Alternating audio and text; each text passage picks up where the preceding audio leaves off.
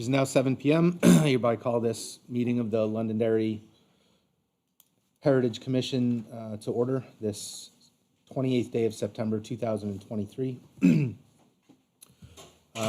First item on the agenda is approval of minutes from our prior meeting. I haven't had a chance to look at those, Art. Did you look them over at all? I've been through them very carefully, Mr. Chairman. Okay. Everything has been forwarded to John, so I think what you have is the, as presented. Okay. Motion to accept. I'll move that we accept the minutes of July 27th, 2023 as presented. And a second, please. Seconded? Okay, so moved. All in favor to accept the prior meeting minutes, say aye. Aye. All opposed, say nay. Meeting minutes are approved. So we have a couple of things that we have to do before we get started here. One, David Colglazier is not present, so I'm going to nominate Laura Shankman in his place to vote for tonight. The second is we have an item on the agenda for tonight. Item E is for application for design review of a site plan for a 96-unit multifamily residential development with associated site improvements at 35 Gilchrist Road, Gilchrist Realty Holdings LLC, owner and applicant, that has been requested to move to our November meeting. So that will be November 16th. November 16th. The third Thursday. Fourth Thursday is Thanksgiving. Right, because of Thanksgiving, it's the Yeah. 16th. Okay. Next item on the agenda is we have a public hearing for an application for certificate of approval for the installation and construction of a wooden post and rail fence on the Londonderry Town Common at 265 Mammoth Road, map 6, lot 98, zoned AR1, Historic Overlay District. Dave Holy, Wally, it's okay. I get it wrong myself. Town of Londonderry, Director of Public Works and Municipal Facilities applicant, and Town of Londonderry owner. Thank you, members of the board. You should have received the application, which has the basic narrative of the installation of a wooden rail fence system, if you will. It is going to be in the parking lot area at the Common. Rather than reading the narrative, I'll just go ahead and get into it. The area that we're looking at is only in the parking lot area. We're not going around the Common or anything like that. This is a safety issue that, or maintenance issue as well, that This we've is where like the identified. logs are currently Correct. just laying on the Correct. ground. Yep, and we'll get right into it. So, as you can see by some of the pictures that I'll illustrate here, the logs were a good temporary measure when the construction was done. Irrigation was put in. There's some electrical posts along that parking area too, so they had to do something to prevent cars from creeping and kind of knowing where to stop. And this was a good, quick and down dirty, easy way of, providing some form of a barrier. As they've laid there for a few years now, you can see the bark rotting, falling off. The logs are splitting. Kids are kind of walking on them, falling on them, sticking their hands in the little cracks and things like that. I actually witnessed one gentleman step on it and the bark gave way, kind of jamming his knee. In the evening, after the concerts on the Commons and whatnot, people don't see them. They tend to trip on them. The cars pull up rather close, and because of their being so low to the ground, they lose the sight over their hood, and they end up bumping them. They roll forward. People try to move them back, and then they get adjusted, and then as you can see, sometimes they get put so close back together, they're not even providing an adequate pathway sometimes for people to walk through. Just some more around the backside. We have a couple more back there as well. You can see the fungus is growing on them. Kids being curious with what they do. Break them off, maybe sometimes try to eat that stuff, but nonetheless, it's unsightly. And the logs, this day was actually kind of a misty day, and they get quite slick as well. So when people step over them and whatnot, and just some more of the current conditions. And then they get all out of alignment. So when, lawn mowers are there and landscapers and stuff like that. Sometimes they have to weed whack around them or whatnot. But what we're proposing is to obviously pick those things up, clean the area up. This is a wooden rail system that I've used successfully for 20-plus years. It's a proven product, very sturdy. It weathers very, very well. It blends in with your natural background. This is actually along a stretch of Route 38 at a park. You can see that it blends in quite nicely with the background. This is an area behind a veteran cemetery, parking lot area, if you will, by a fishing hole. You can make it so that you channel your pedestrian foot traffic to a certain point as well. So, a lot of times when we have the larger events on the common, you got people kind of going every which way, and when people are backing out, and that it can be a little bit problematic. So at least sometimes if you can funnel them to a particular exit point straight off the common, that's kind of a preferred way of doing things, so that when you're in the parking lot, you don't have people running in and around. The cars are kind of coming out of a unified exit. It can be segmented out if you like to, uses kind of impact barriers. This was to protect a particular municipal building so that nobody would ram into it. In other locations that I've used along Route 28 and things of that nature. So it is a very nice proven product. You can kind of see some of the detailing on it as well. They miter the top of the posts. They miter the end of the rails as well, so that there's no sharp corners. No one's going to bump their knee on it or something like that walking by, or catch a hip or whatnot. All the bolts and whatnot, they're all cut down and shaved down too, so there's no sharp edges or anything like that for anybody to get cut. It's a very, very nice, appealing product that I think would blend in well with the natural look of the common, and certainly tidy up the area and get rid of the tripping hazard and whatnot. So the cost of the project is to do this area. It's a little less than, I think it's like 76 linear feet or whatever. It's $2,400, and we plan to take that out of the operating budget in this year's FY. So, any questions? What type of wood is it, Dave? It is yellow southern pine, pressure treated. Yeah, meets all the standards. It's not For like the last 20 years? some of the stuff that I put in over 20 years ago is still looking as nice as the day it went in. Yeah. Yeah. It's a commercial grade product. It's not, Ground contact, maybe, and there's no excavation involved. It's all installed, pile driving it in. So probably take about 3 hours to do this in and out. Very, very little impact to the common, and and having to shut it down for a little while the crew does the work. They'll do it early in the morning. They'll be in and out.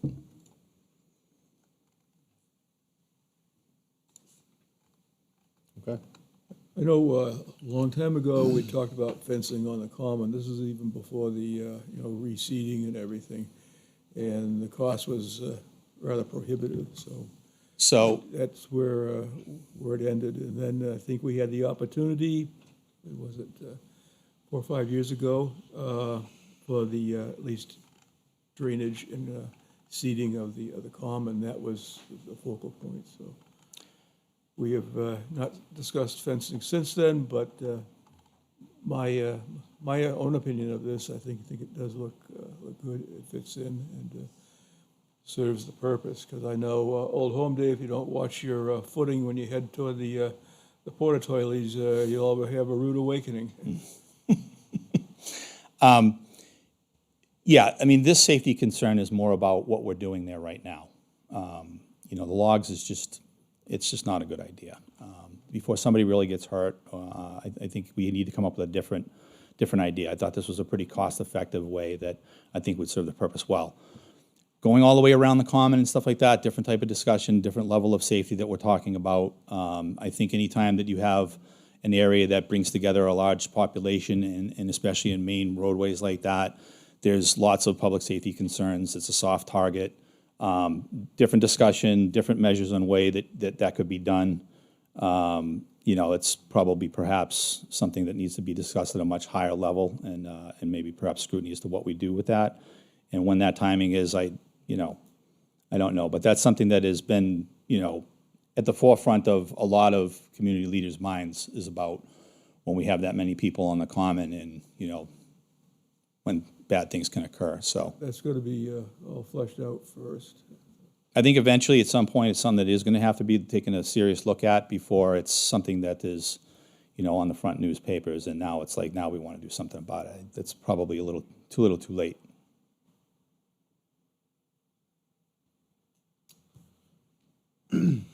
Okay. Commissioners have questions or comments?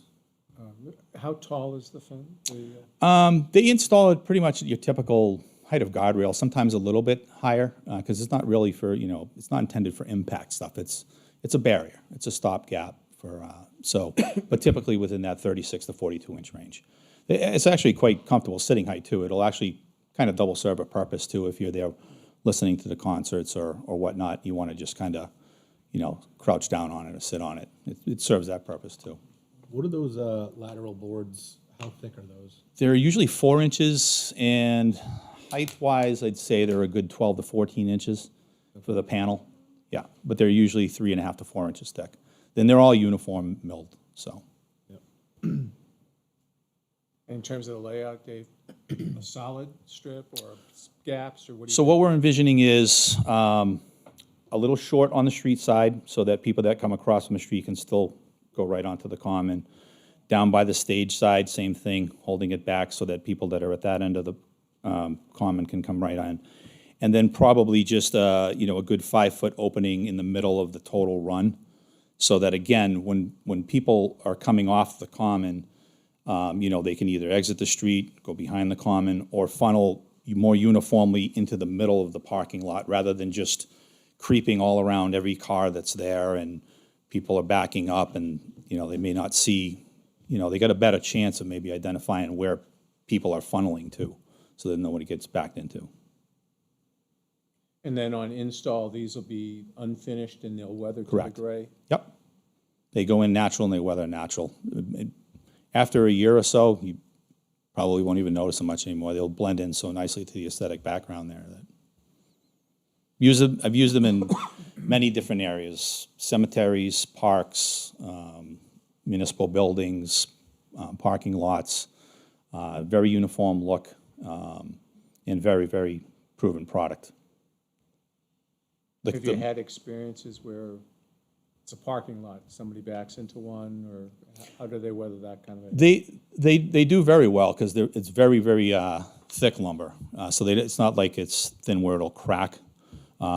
That's why it's good for, I mean, you don't want a car crashing into 30 miles an hour. It's not going to stand that. But, and the other thing that's actually kind of nice about them too, they come out quite easily. Like if for some reason we needed to get, if the common was enclosed and we could only have one access point, you know, there's been times in some of my projects that I've done, we've had to pull out a section. And so you actually just use forks, slide them right out of the holes, protect the holes, get your work project done, and you can get them back in quite easily without even ever knowing that you even did anything. So they're a little bit universal in that way too. But, I mean, it's not the intended use to do it that way, but we've done it quite successfully, so. And any thoughts, Dave, about reflectors or anything on these things? It gets a little dark. That's a great question. I think the right answer to that is we'll see how it goes. I don't want to commercialize, you know, I don't, it's the common. So you want to keep things natural. So to have some big reflective thing, you can put them on the end of it. We've done that. Perhaps maybe just to delineate the endpoints or something so that people in the dark can see, oh, okay, that's where I'm going out. But to, you know, put big, long, reflective things on all of them across of it, no. No, that's not intended.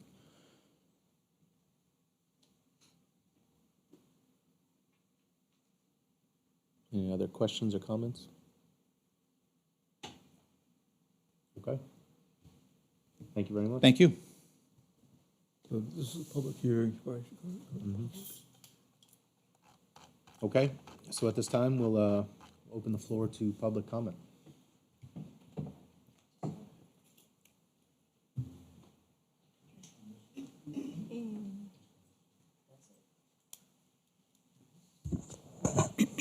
Ann Champa, 28 Wedgewood Drive. I hate to say this, but to me, it looks like something that belongs on a sports field and not the town common.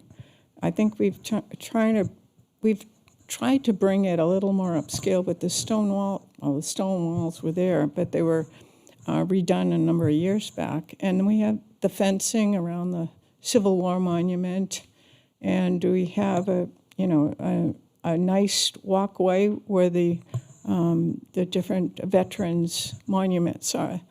And I was wondering if you could come up with something just a little more formal, not a, something. And I mean, maybe even a low stone wall to match the stone wall that's on the other side of the common, the one that leads into the forest.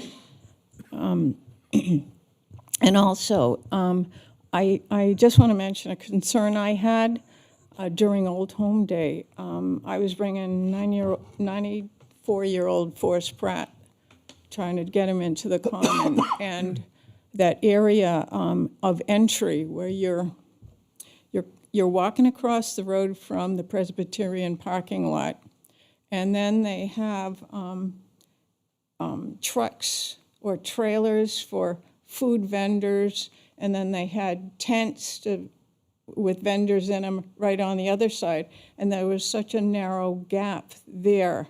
And it happened to have also a drop in, a slope to get down to it. And I think if it's worked together to make it easier for seniors to get down into that area, if the fence didn't come close to the, too close to the road, open it up a little and, redo the gravel and the lawn there so it would be a more gentle slope for seniors to get in, in combination with whatever you decide to put there. And I definitely like the idea of the break in the fence or the break in the whatever you put there in the middle, because you need a space if depends where the seniors park. Some of them really need the help. I know Forrest now, he needs the cane to walk, but he'd like also maybe some support. But I actually do think it's a good idea to separate the space between the cars and the lawn there. Maybe a row of picnic tables would do it. I was thinking, and they'd be used. I go by the town common a lot during, maybe a lunchtime, and I see people using the picnic tables. I don't know if that would be a usable type of, blockade or whatever you want to call it. Something the public can use. And then if the DPW or if the town wants to move them during events and bring them into the common, they'd be there. I don't know, but to me it looked a little rough and not as appropriate as I like to see for the town common. If we could come up with some other type of material that isn't a wood that's going to be wearing, where you've got the bandstand painted and has beautiful flowers around it, and the east part of the common with the cannon, the Civil War monument, and everything else, and it's kept so nice now. To me, like I said, that short fence looks like something that belongs on a roadway or in the baseball field area, but not for the town common. It looks clunky there. Thank you. Thank you,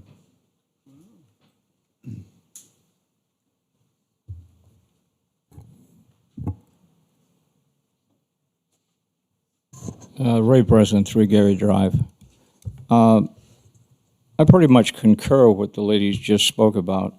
The town common is a public area. It's also historic, and I think we need to be careful as to what we put there. It needs to fit in. What was presented is fine, except I don't think it's the right location for that. That's more like a guardrail that would be along the highway or something.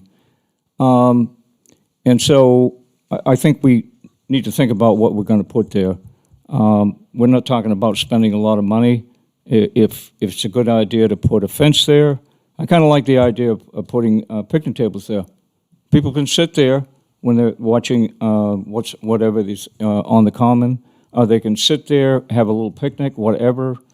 I think we need to kind of think about that. There's a lot of nice things that have been done at the common, at the forest. It really looks nice. It's being maintained nicely, and I certainly appreciate that. Although, another thing I'm still concerned about is the drainage off the roadway, particularly Route 128, Mammoth Road, which is a state road. The road is above the common. Water naturally seeks its lowest point. Water runs off there. We've spent quite a bit of money doing it twice to do drainage, but that's really still kind of an issue, even off Pillsbury. So I think we need to think about that. We need to think about what kind of a fence we're going to put in. It's not a bad idea to put something in there. I'm not sure, with all due respect, what was proposed there. It's something you put along a highway or something. I don't think it really fits there. I kind of concur with what the lady said, suggested earlier. Thank you. Thank you, Ray.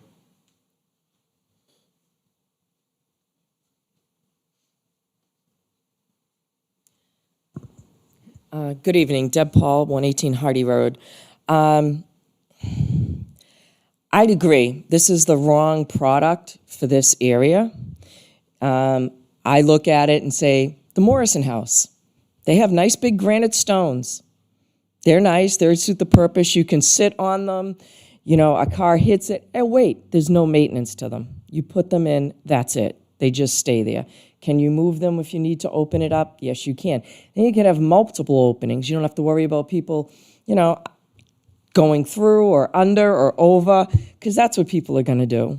They're not going to funnel in, even though everyone thinks that, oh, there's an opening, I'll go there. People don't follow the rules that way. The other thing I would question strongly is where the money is coming from. He said the operating budget. This is not operations. This is maintenance or capital improvement. So the funds should not be commingled like that. It should come out of a maintenance fund, not out of an operation budget. Operations is operations. That means the running of. This fence is not a running of. It is a maintenance or an improvement. Not taking the money out of an improper area is not right. But I really think that you shouldn't just jump into it because it's a new shiny thing and we need to look like a certain way.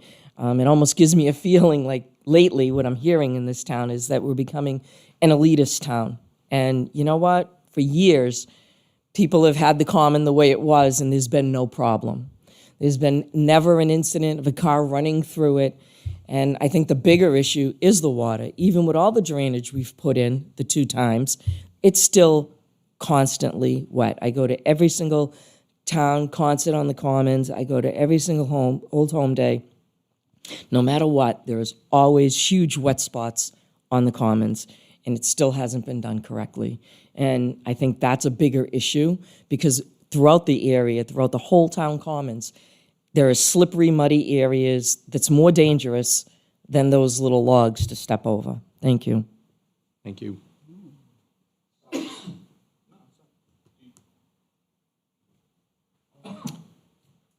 Any other public commentary?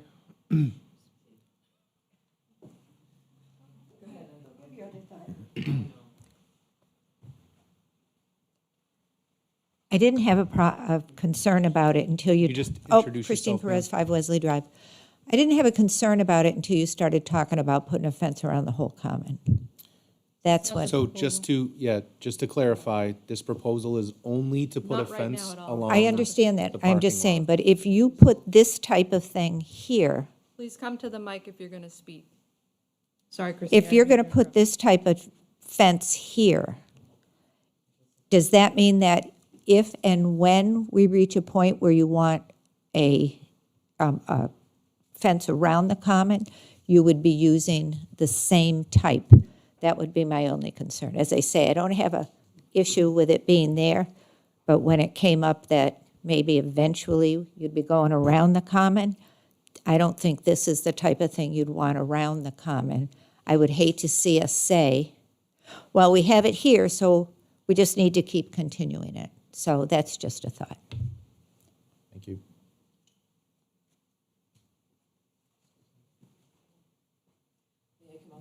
I forgot on my way back. I also wanted to bring up the fact about the common going around the whole thing. I believe that that could be a very, very slippery slope. I also would like to know where this thought came from.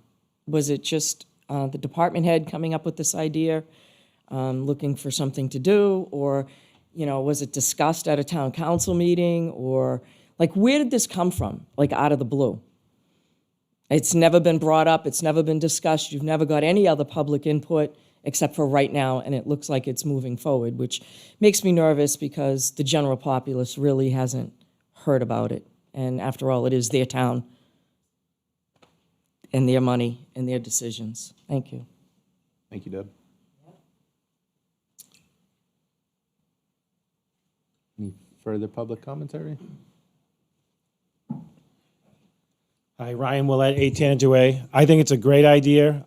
There were years where there was nothing there. There are many events on the common, and it's not clear where the parking is, where it's not. I do agree with the logs being a slippery situation, and I do think that this is a common type of fence. Obviously, I wouldn't go all the way around the common because that wouldn't even make any sense because you have a guardrail on one side and a stone wall on the other. But I think this is perfect, and if in couple more years, if we want to upgrade it, like Dave said, he could pull it up and maybe we'll put it somewhere else. But I think for now, leaving those logs there would be a mistake. So just want to say I support it. Thank you.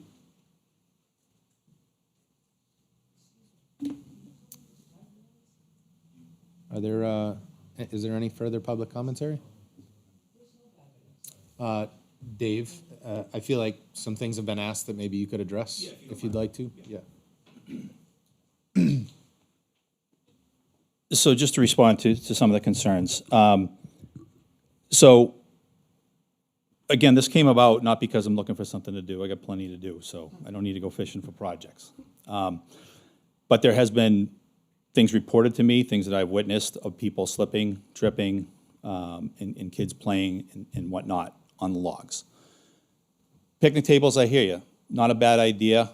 In my mind's eye, it's not exactly the most accurate barrier, if you will, to use. Somebody sitting there enjoying their lunch, someone pulls in, their foot slips off the pedal, they get confused on the pedal, and they're ramming a person on a picnic table. That's the wrong type of barrier that we're trying to prevent from people going on the common. There's a couple other things here. There's a little bit of a impact area. Stone wall, absolutely, we could do a stone wall. It could be very elaborate, could be very costly as well. The stone wall that's along the forest right now, I can't even tell you how many times I picked up the rocks. The kids throw them off the wall, they throw them in the woods, they throw them on the grass, we gotta pick them up. We're tending to the wall a lot. So if we were to construct a wall, it would have to be something that a professional mason would do and make sure that it's all pieced together so that you can't do that. Could look at a variety of items, granite columns with black chain through it and whatnot. Granite on vertical looks nice, but if a car comes forward, bumps it, tends to shear off, break, and again, costly. Just trying to come up with, when I was asked to come up with a solution to the problem, this is a product, like I said, I've worked with very successfully in the past. It's alleviated some problems that we've had in the past in my experiences, and I thought it'd be a good product for a very, very inexpensive price. I didn't mean to confuse you or conflate the issue on operating budget. I just meant the town's operating budget's coming out of this year's town common maintenance. Haven't used a whole lot of money for water right now with the irrigation system has pretty much been off the entire season. So where we have a little bit of a savings in the budget, I thought this would be probably a good time to try and remedy this situation. It's kind of been there since I've been here for 2 years now, and I thought this was a good opportunity. It made sense where we're not going to impact the budget. There's some money available from the savings from not watering the lawn so much that we can address an immediate public safety concern. You know, it provides, you know, a little bit of a bumping barrier too. If somebody bumps it, it's not the end of the world. If we build a nice big elaborate stone wall, somebody slams that, you know, you might have to repair it. We don't have that kind of skill set in-house. We'd have to hire somebody in to fix it. So we're trying to come up with a, in my opinion, something that's appropriate to the area, low to no maintenance, very inexpensive to install. And, you know, again, if it's something that is really revered as ungodly or unsightly or whatever, yeah, we could always remove it and reuse it somewhere else. So it's not like you take it out and throw it away. So I think that's all the concerns I've addressed.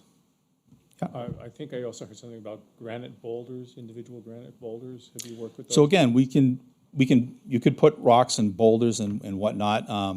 I know the stones that they're referring to down at the Morrison House, again, they're not much higher than a log is. It's still something for somebody to trip over in the dark. They're not gonna see it.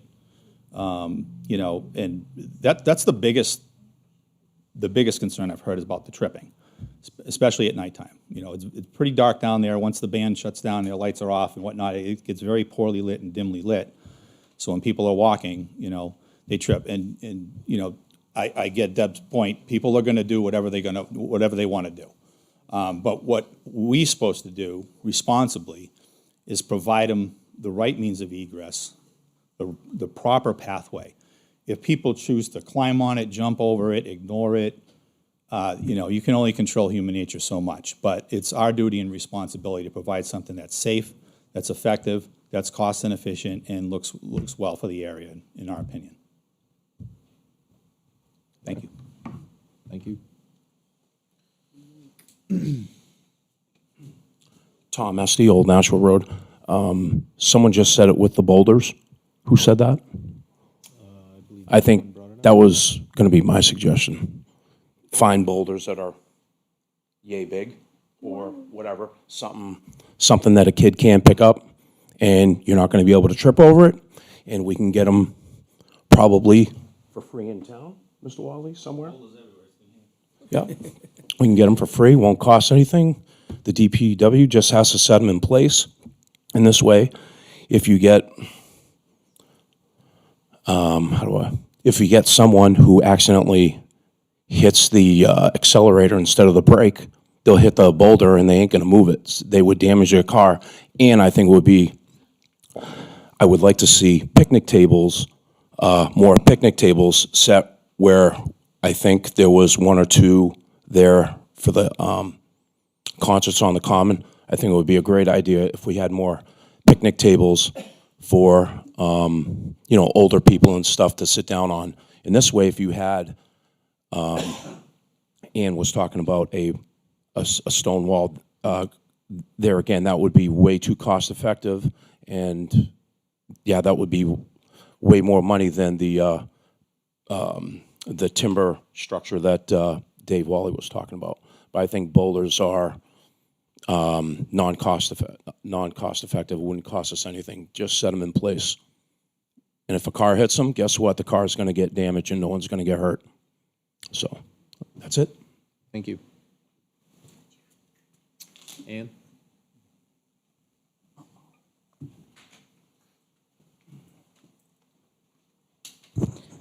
Thinking about it, I also like your idea of the, you know, a big stone there. Could be a flat top stone. You could, you know, sit on it during a concert. But I just want it to look like it blends in more with the property. And I think the idea of stones might not cost that much at all if we can get them. Construction, you know, when they're digging, they have stones, bring them down to the Common. And it'll serve the purpose. So, thanks. Thank you, Ann.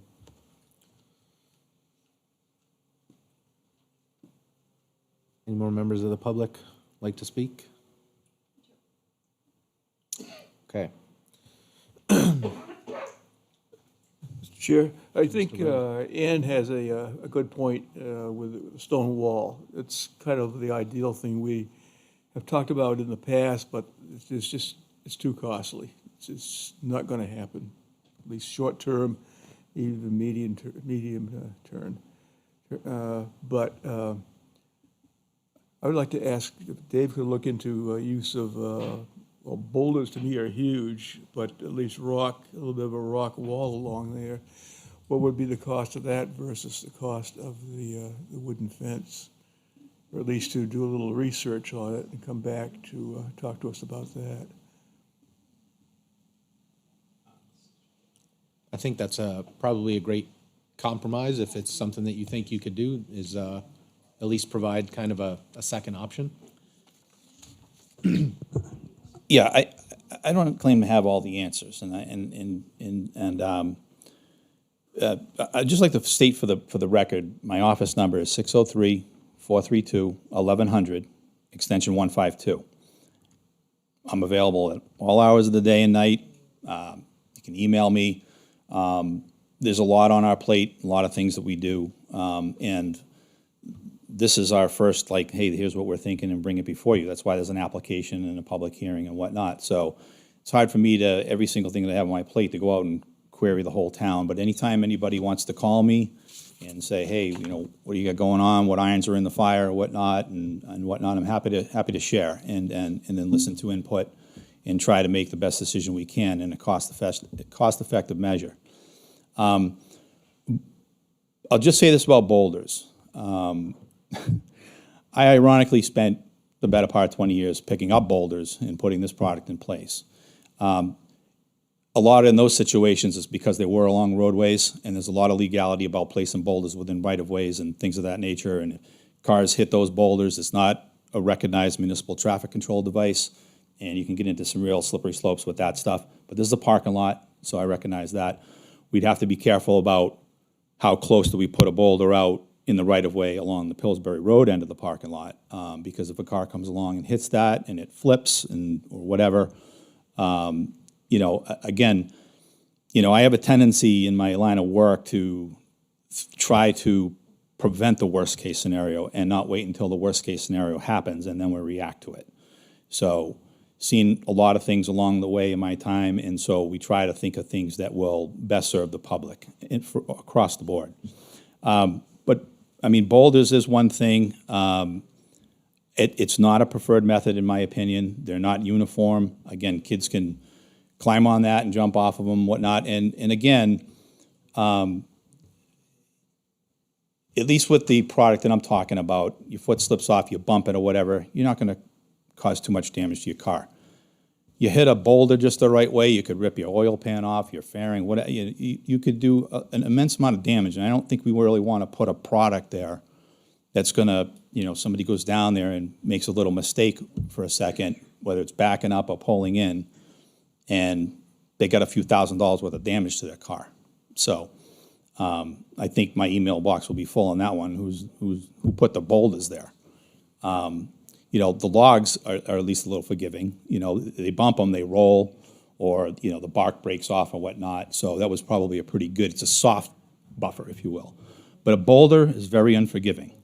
So before we put something as concrete as that in a parking lot that might not be well seen, or they're not uniform or whatnot, then, you know, there could be some unforeseen consequences to doing that type of product. So, I mean, the price, we got boulders all over the place. I mean, we could find them and throw them down there, and it is what it is. So it's just a matter of our labor and time to go down there. It's not something we would hire a contractor to come in and do. It'd be rather down, crude, and dirty way of doing things, but it just wouldn't be my preferred approach. But if that's what's desired, then, you know, who am I to say? But there's other smaller safety concerns that could come about, and like I said, if somebody hits an unforgiving barrier like that, then it could be a little costly to someone. So, okay. Do you have any knowledge of what other towns have done in a similar situation? Maybe there's some other Well, compromise? I mean, in parking lot, you only have so many choices. In fact, this very product is in the high school parking lot, in their gravel parking lot as well. It lines their parking lot before you go down to the fields. There's actually a stretch of it over in Buttrick Road, so it's in town, and you probably never even noticed it because it just blends in so naturally. But you don't want to do a traditional guardrail. And then if you have the money, then yeah, you can do something pretty elaborate with stone walls, or maybe even want to put up just a traditional fence. But you're in an area where you have motorized vehicles, so even if you put up a 4-foot, picket fence, that a car bumps that, it's going to break right off, and then you're constantly maintaining it. At least this product has a little bit of a give to it, a little bit of forgiveness, if you will, and it provides the level of protection I think that works best for the area. Yeah, I think somebody had mentioned about it, looking like a guardrail. And I think that's more or less exactly what we're going for here, is to stop cars from crossing into an area that there are a bunch of foot traffic, there's a bunch of pedestrians. But yeah, if It can be tricky when you're trying to control a vehicle. yeah, If There's it all was kinds of- foot traffic, it's one thing. If the parking lot was across the street, wouldn't even have the conversation. But things can go bad pretty quick, when people are in a motor vehicle. So yeah, and we have lots of different types of drivers. We have brand new drivers. We have people who've been driving a long time. We have elderly drivers. We have lots of people that could easily make a simple mistake. And cause a something lot. needs to be there because it's evident that they're bumped, they're rolled.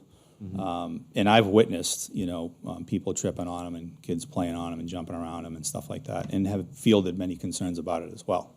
So, you can give it more consideration. I can look into, more elaborate things if you want, but I thought this was a quick way to address an immediate concern before we get into the next year's season and whatnot. A stone wall is something that would have to be obviously budgeted for. It'd be quite a costly project. So. Sure. I mean, I think it's worthwhile taking a look at. It gives us time to think about it, deliberate about it, and in our own minds, But And also just gives us a comparative option. So if you could give us kind of another idea of something that we could do that was also cost-effective, whether it be boulders or something with a more natural look, just give us a little more to think about, I think. Okay. Thank you. Mr. Chair, just from a procedural standpoint, the zoning ordinance specifically states the board shall render a decision within 45 days. That 45 days ends before our next meeting, so we'll need to schedule an October special meeting, Okay, which we can certainly do. I just wanted to point that out. okay. well, if we were to continue it to our November meeting, if you. It'll Up- technically your opinion, satisfy. Kelly. You're going to make a motion to continue it? Is that what? Yeah, that would be, I think, the best way to handle it is to continue it, so. I'll, Mr. Chairman, if you allow me, I'll make a motion that we continue our public hearing on the fence we just discussed in Town Common to our November meeting, which is the third Thursday in November. I think, was it November 18th? 16th. 16th. November 16th. So we'll continue this hearing on November 16th. Would anybody like to second that motion? Seconded. All those in favor? Aye. All those opposed? Okay. This has been continued to our November meeting. And Dave, if you could just have something ready for that meeting to propose, that would be great. Thank you. Mr. Chairman, second. Yes, sir. Dave, I want to thank you for bringing this. This is exactly how this is supposed to work, okay? I thank you for bringing this, because obviously those logs have to be replaced. They're not acceptable, and I'm going to tell you, I don't consider myself particularly elderly, but I've made that slip trying to keep up with my grandkids getting over those logs, so I know what you're talking about. Coming into this meeting, I looked last night because I looked at the appearance of what you were proposing, and started looking just at wooden fencing. And frankly, I was looking at things that looked like the OK Corral. And I said, this can't be right. This doesn't improve what Dave was proposing. So having a hearing like this and hearing some of the other ideas proposed, I think was good for all of us. And we'll see if any of them actually work after you do your work. But I wanted to make a point of, because you sounded a little downtrodden there at the speaker. I do appreciate, I'm sure the committee here appreciates your coming forward with this program. Yes, definitely appreciated. And usually public hearings where we find, we get ideas, so it gets our brains moving. So. Yeah, just final comment, and I thought this was a good time of year to bring it up because, the common obviously isn't being used a lot right now. We're going into winter, and for the most part, we don't provide winter maintenance in there anyway. So there is no sense of urgency in regard to the safety stuff is kind of, at bay right now or limited use anyway. But certainly before we get into next season on the common, we want to kind of have some guidance as to where we want to go in the spring. This being continued to the November meeting. Yeah. Once the ground gets colder, you guys still going to be able to put those posts in the ground? Yeah, as long as we don't have a foot of frost, which we won't by then, and this Okay. company will be ready to jump on. And if not, we do it in the spring. Okay. Yeah, All right, thank you. thank you. Okay. Moving on to our next item of business, we have our formal review applications. First one is for an application for design review of a site plan to construct a 12,000 square foot medical building and 3,000 square foot bank and associated site improvements. Gene Gagnon, owner, and Bill Greiner, applicant.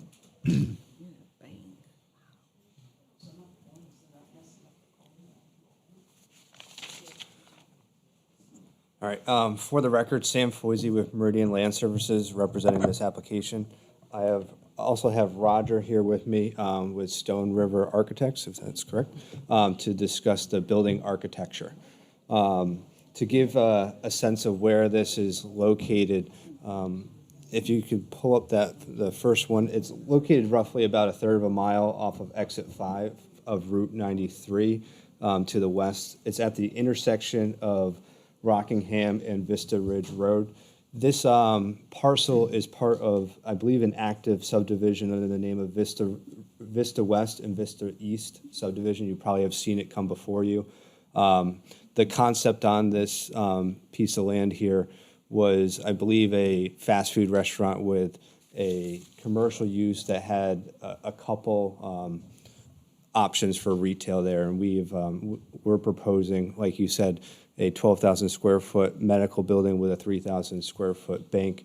For the record, the bank is more of a phase 2, but the pad would be prepped in the meantime. So we have architectural renderings of the medical facility, but not the bank, but we expect that bank to match the same architectural standards. So the existing use of the land there, it's vacant. There is remnants of an old in-ground pool, which seemed to be from quite some time ago, because going back through Google Images, I can't find the structure on there. So if you, Kelly, if you don't mind going to number 5 for the site plan. So this is the limits of our disturbance associated with the project. As you can see, there is 2 wetland pockets in there that will be impacted. We have since been before the Conservation Commission to hear their comments related to these impacts. They did not have any related to these. Their comments were related to the adjacent wetlands, mostly with making sure that any snow is not pushed directly over the bank and will drain into them. And then if there's any excess snow, it will be moved off-site. And we were willing to put a note on the plan to make sure that happens. If you don't mind going to the next page of this exhibit. If you just scroll down to page 2. Here you see our proposed grading plan. So the site will be accessed from Vista Ridge through a full opening, right in, right out, left in, left out. The patrons will then be able to travel and park in the parking that surrounds the building with the exception of the rear. There will be a patient drop-off in the front that will be covered, so covered for inclement weather, for snow and rain, to allow patrons to enter. And then as you travel around for the future phase, there is the bank with 2 drive-through windows as well as the associated parking with it. The drainage is handled on-site through the infiltration basin located in the top right corner, which will then, portions of it will infiltrate, and then the remaining excess flows will then spill outside the control structure and drain towards the adjacent wetland to the right. If you don't mind going to the landscape plan, I believe it's number 6. It might be PDF 6, number 6. I only have 5. Is 6 not available? Nonetheless, the site will be landscaped to meet the town's landscaping requirements. There is a 30 feet of green space on both frontages, and there is 15 feet of green space in the rear, as well as there's obviously much more than the required 15 feet of green space on the right-hand side. The site's mostly landscaped with a variety of evergreens, shade trees to provide screen, and then additional trees in the rear that provide screening. When we first proposed or presented this project to the planning board for a conceptual hearing, we presented a much larger project. I believe it was 30,000 square feet of medical, and it was a 2-story building. We were lacking in some landscaping in the rear. To keep in mind that there is residential behind us. That's where those screening trees were added in that lower right-hand corner to block the view from the proposed subdivision behind us. Also, during that meeting, the building architecturals were discussed. The proposed example, which wasn't a rendering of this project, it was a rendering of adjacent project or similar projects that we were hopeful would look like. The comments of the board were to that those architecturals were more flat roof. They looked more commercial. The comments of the board was to try and make it fit into the character of the town, and Roger took those comments, and that's where this elevations and renderings came from, to try and get rid of the flat roof, have a sloped roof there, and make it a little bit more architecturally pleasing to that. And if you don't mind going to number 2 on there, which I believe is the renderings. And I have Roger here to discuss the building architecture. Okay, the 2 primary elevations of the building facing the street, we tried to articulate to an additional degree using some projected gables that come forward 4 feet. And I think that helps interrupt the mass of the building. The back and side really are not visible from the road. We're also using quality materials in that we'd be using a brick base to the building and then fiber cement siding. We'd also be using 2-tone color and also a 2-tone material in the fiber cement, shingle and clapboard mix. And as you can see, it is, as a smaller project, we're able to do a sloped roof application as well, and it'd be an architectural grade asphalt shingle in this case. And I think the covered entrance way also helps to interrupt the mass of the building. And these 2 elevations reflect the 2 street views of the project. We also have the flat views as seen directly off the road if you want to see those. That'd be number 7 if you want to.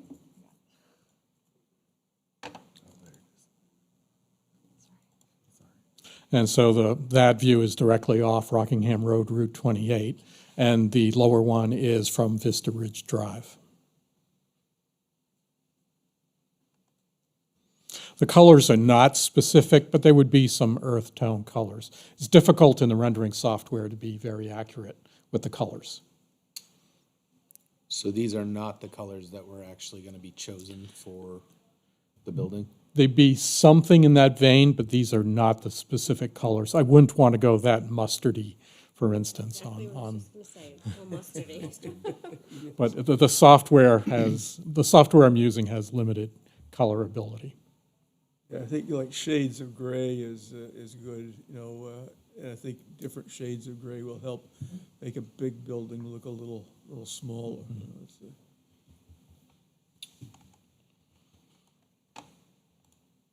I'm trying to think of,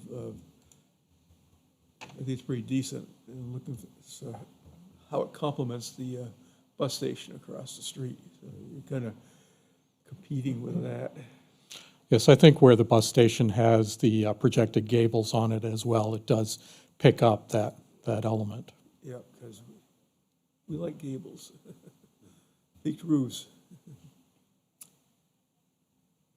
I think one thing that we're gonna request is a color sample, or specifically material samples would be good, so that we have a good idea of what it is that we're gonna be looking at for a finished building. We typically like to either have an actual color sample, or, from a swatch, or better yet, a material sample would be great, once you make your color decision. The timing of that, how does that affect us in moving through the process? Depends, what is your timeline? We're trying to move as quick as possible. So, does that need to be approved in a formal meeting, or if we provide a color sample that? We could say, assuming we agree with everything else, we haven't talked about anything else but color yet, but assuming we agree with everything else and color is the only thing stopping you, we wouldn't necessarily have to have you come back in. If you could submit a sample, we could approve that.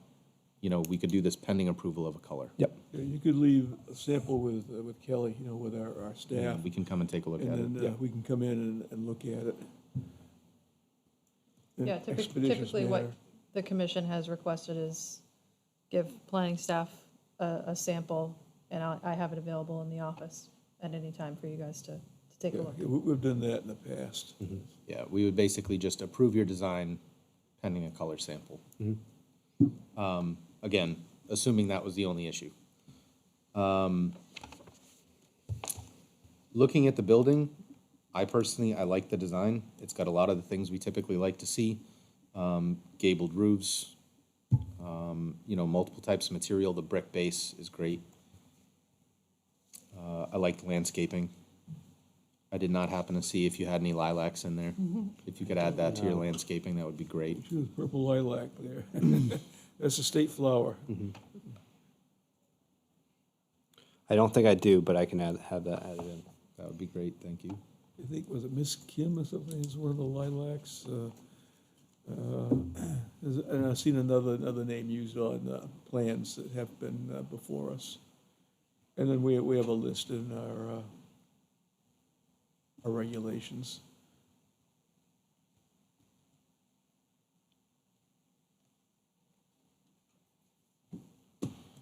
Okay. And commissioners, any other questions, comments about the design? Mechanicals are where on this? Well, we wanted to avoid putting mechanicals on the roof, hence we created that shed dormer. So we would have a partial attic that would be the mechanical attic for the building. It's a broad footprint, so it looks like it's a sloped roof building, but there's actually a flat spot in the middle. But we would not be placing any mechanical equipment on the flat spot. It'd all be in the mechanical attic. We might have a condenser on the ground just below that, but again, that's on the side, and it would be the side against the bank. So it would not be publicly visible, and we'd also make some effort to screen that with landscaping as well. So, I'm sorry, so you may have some mechanicals on the ground to the rear of the building? Yes, just the condenser, which is a component of the mechanical, but the bulk of the mechanical will be in the attic. Okay, do we have a rendering of what the rear of the building will look like, or? I didn't bother drawing the back Will because that be it's, visible from the residential units that are going in there? There is a swath of trees that will be remaining. That's a, yeah, I think they'd have to really look hard to see it. It's also considerably downslope from the residential development.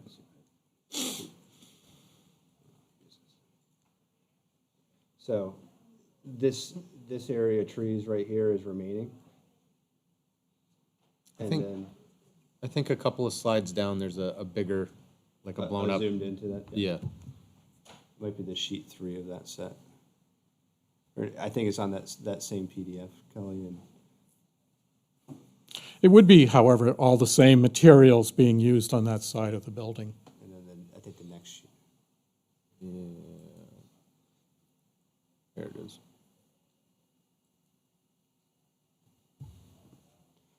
So you can see where the existing trees are even on their plan are not proposed to be cut. And then we had landscaping that was proposed in here to shield the building, as well as if you're looking at the bank, Excuse me. on their site, on their plan, these trees aren't proposed to be cleared.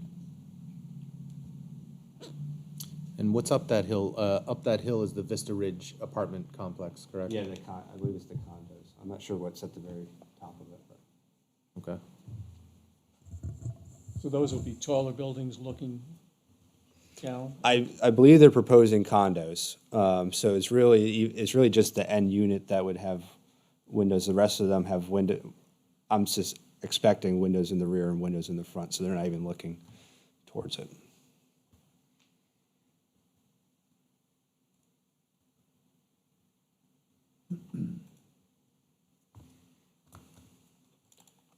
Actually, on your plant legend, you have Syringa reticulata, which is the Japanese tree lilac.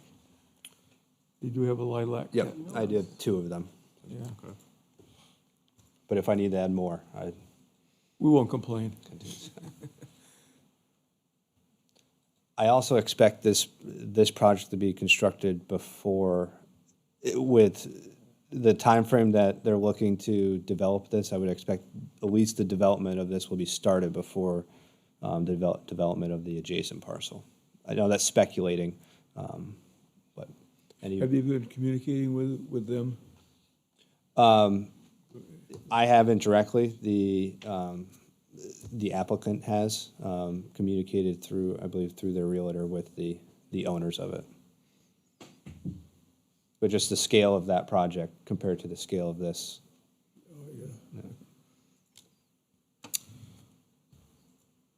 I noticed on your plan, it says that the brick base will be a veneer. Is that gonna be real brick veneer? The budget at this point is carrying real brick veneer.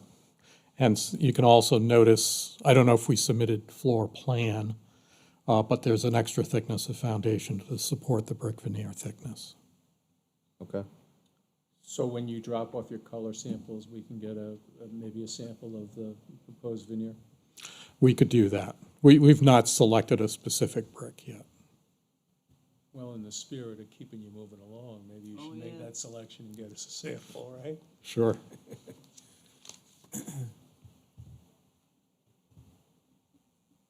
I haven't scaled down. Is there a sign plan here somewhere? There is not, but the sign will match the same architectural style of this. It will be a monument sign, and then we know that of the regulations that we have to abide by. The sign would actually be an additional approval process. Through an additional permit, right? Yep.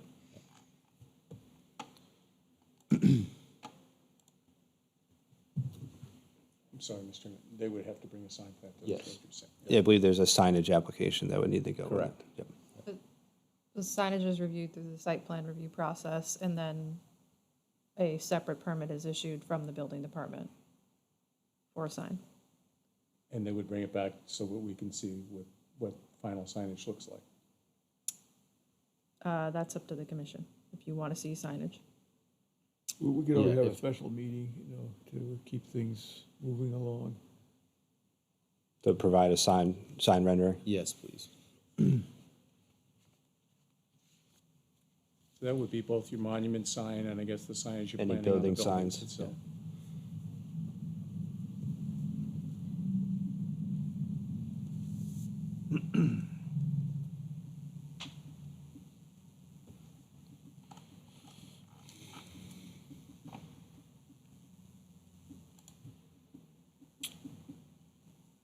Any other questions or comments from commissioners? Okay.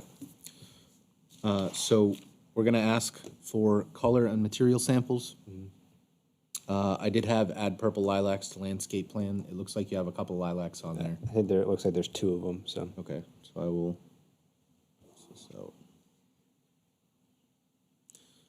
And submit a signage plan. To keep you guys moving along, do you have a timeline for this project so far? I know there's hope to receive approval before the end of this year.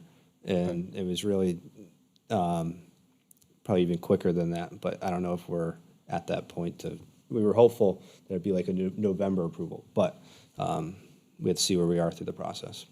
Okay.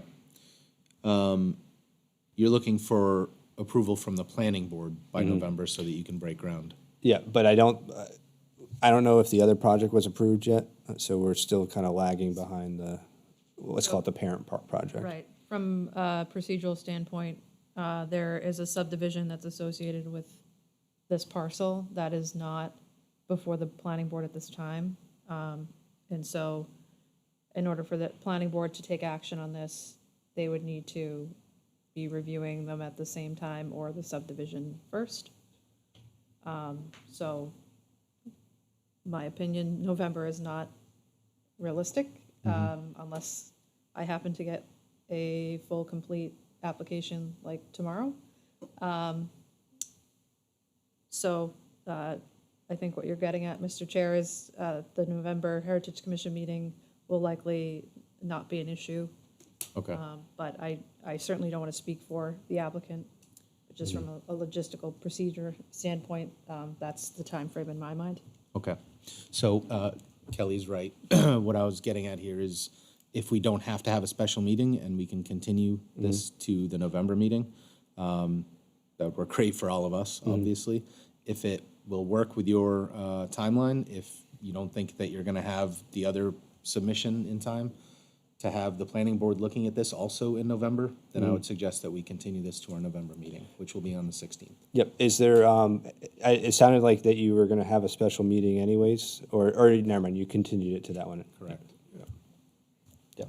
And Mr. Chair, we have time to consider a special meeting if that becomes a need. I was thinking that as well, yeah. If you guys do get your application in on time, we could potentially have a special meeting if you needed to speed things along. So All right. that is an option. I appreciate that.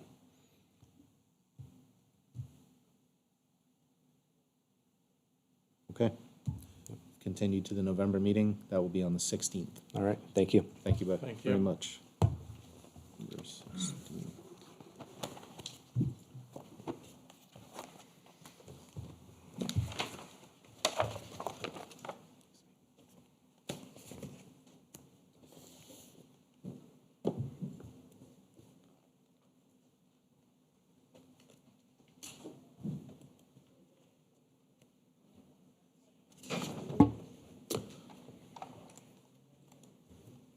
Okay, next item on the agenda is an application for design review for a proposed 10,624 square foot addition to the existing auto auction of New England site along with associated site improvements, 1 Action Boulevard, Wyndham Realty LLC owner and Wyndham Realty LLC applicant. Good evening, board members. Matthew Ruth here from TF Rand. To my right is Stephen DeLuca of Auto Auction. We're before you folks for expansion of this existing building at Auto Auction, as well as an addition of a 6-bay garage for inspection purposes. The expansion's taking place on the east and west of the main building. The intent is to expand the building for recon purposes. We have asked for a waiver for landscape as all the proposed work is being conducted in what's currently storage yard area. The intent is to maintain the vegetation that exists today. And we're expanding some parking to the rear of the property. We've been before the Conservation Commission, who didn't have any concerns, as we look at it as improvements to drainage that run off the southern portion of the property. Again, we've asked for waivers for landscape. The buildings as proposed, if you go to, I think, the last sheet, these are just general renderings. The buildings will be, they're channel steel, obviously, manufactured steel buildings. The exterior would be concrete block to match pretty much what's there today. As you can see, there's some single slopes on a couple of the buildings due to the entry points into the garage. The buildings attached to the main building will have multi-directional pitch on the roof, which would be guttered. Again, the intent is for them to match the same style that exists today, same colors, same block style.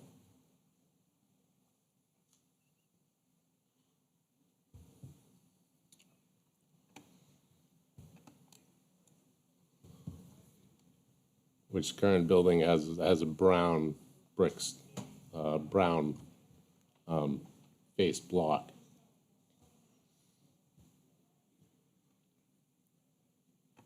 What is the roof material? Is that metal? That is a metal, corrugated? yeah, same as what's on there currently.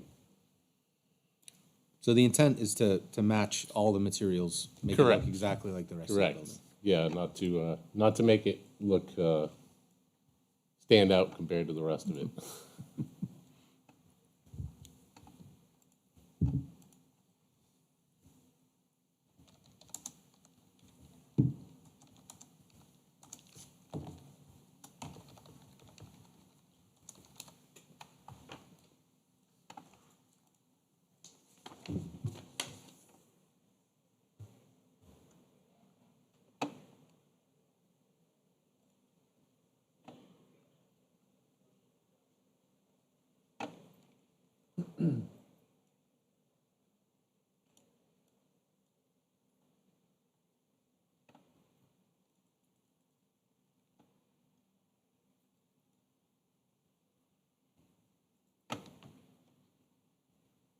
Okay.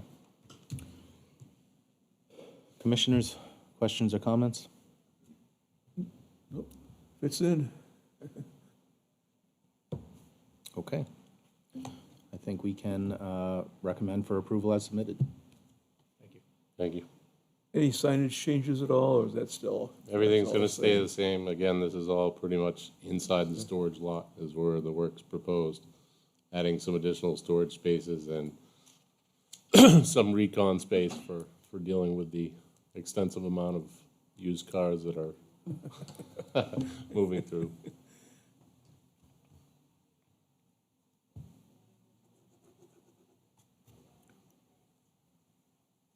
Is there a lot of additional lighting? The only lighting that's proposed will be on the extension of the building, on the new buildings and the expansion. There's none proposed for What's actual there site now, do you lighting. know? Just a wall pack, shines down.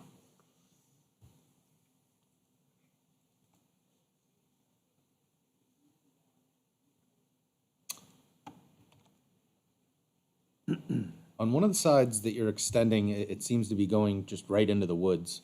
But on the other side, there's current parking lot that you're gonna be extending into. You talking about site plan? Is that page 7, I think? Talking So I wasn't actually looking at the site plan, I was looking at an aerial view of the building as it is today. Yep. Versus what you have there, and it looks like you're extending right into your side parking.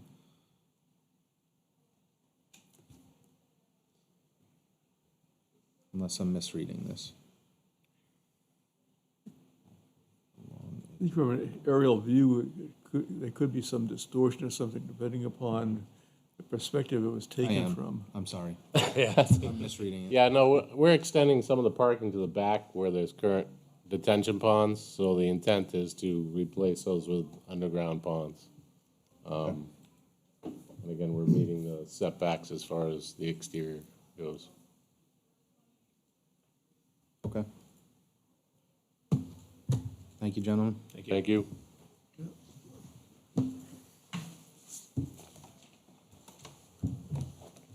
Moving right along. We have a lot to get through. All right, next item on the agenda is application for a design review of a site plan to construct 2 high-cube warehouses sized 114,400 square feet and 104,500 square feet, 6 and 8 Rear Roundstone Drive, Pepperidge Holdings LLC owner and Lansing Melbourne Group applicant.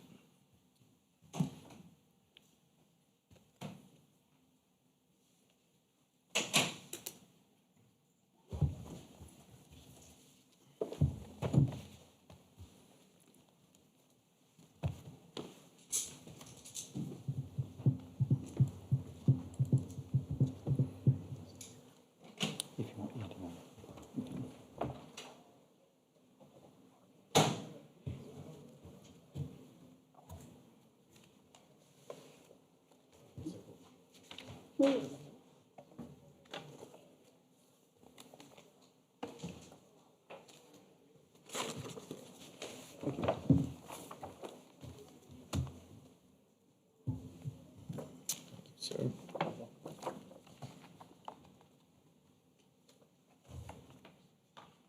Thank you.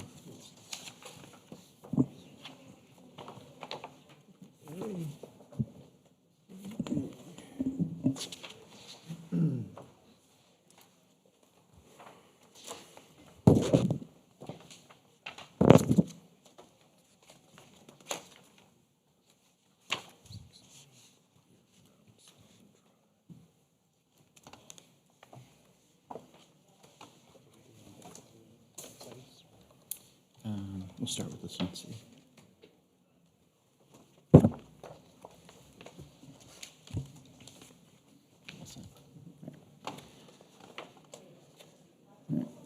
So, good evening. My name is Tom Burns. I'm a senior project manager with TF Moran. With me this evening is Tim Engelbert from Randall Paulson Architects. We're here on behalf of the applicant, LMG, or Lansing Melbourne Group, regarding the proposed development of the site at 6 Roundstone Drive. As you mentioned, the proposal for this site is to construct 2 buildings, approximately 219,000 square feet in total, as you can see on the plan on the screen, with Building A being about 114,000 square feet, and Building B, which will be running parallel to it, being about 104,500 square feet. Site parking located around the perimeter of it, with loading areas in the shared space in between the 2 buildings to allow to best screen those loading areas from view. This site is located again at 6 Roundstone Drive, which is it's a grouping of 4 parcels that are on the north side of Roundstone. The site drive would be constructed coming in off of that roadway, and the buildings would be set on the site with Ray Resort Drive to the east side, a little Cohas Brook to the south, to the north rather, and then Manchester property line and abutting parcels on the west side of the property. In total, the site's about 25 acres, all located within the Gateway Business District. It's the site of a former gravel pit that had been in that use for about 50 years or so. Had been mined as a site, and the development in total would essentially be disturbing, well, this is already a disturbed site, would essentially be impacting about 19 acres in total of the site would be involved as part of this redevelopment of the parcel.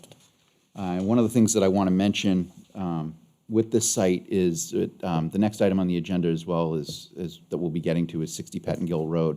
And just briefly touching on that, but we'll handle, I guess we can handle that one separately, is these projects are being proposed separate developments, but by the same developer, so it's not an either-or situation. They're looking to develop both of these sites. They would be running at a parallel track, which is why we're here before you this evening for both sites. The When you say reasoning. both sites, you're not meaning A and B buildings in this package, but this package as well as the This next. package as well as the site over across the road on 60 Pettingill. The idea being they would be developed and run in a parallel track because this site is going to be an export site in terms of material coming out of it, and the other site would be an import site. So the idea would be to best maximize the removal of the material from this site by bringing it over to the other site during construction. So they're planning construction on both sites, anticipating probably sometime in the spring, ideally to try to start construction with both sites on them. So, but we can touch on Pettingill as well after this one. These are industrial, what's proposed are industrial or high cube warehouse buildings for the site. And Tim will be able to talk to the architecture on it. Because of the buildings and the nature of the site as an industrial site, we have, for the landscaping, we've tried to propose a number of species that would have tall, mature heights to them to try to best screen the development, both from the abutting properties as well as from Roundstone and Ray Wazorek. The buildings themselves are going to sit around an elevation of around 169 as a finished floor elevation. So they're sitting nearly flush with the entrance off of Roundstone, but they'd be below Ray Wazorek.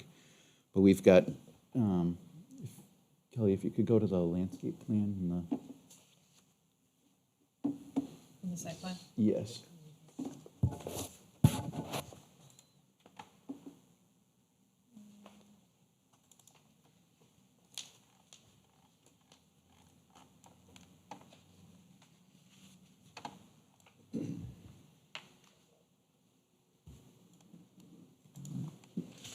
It's the site, a couple more down, yeah, right there.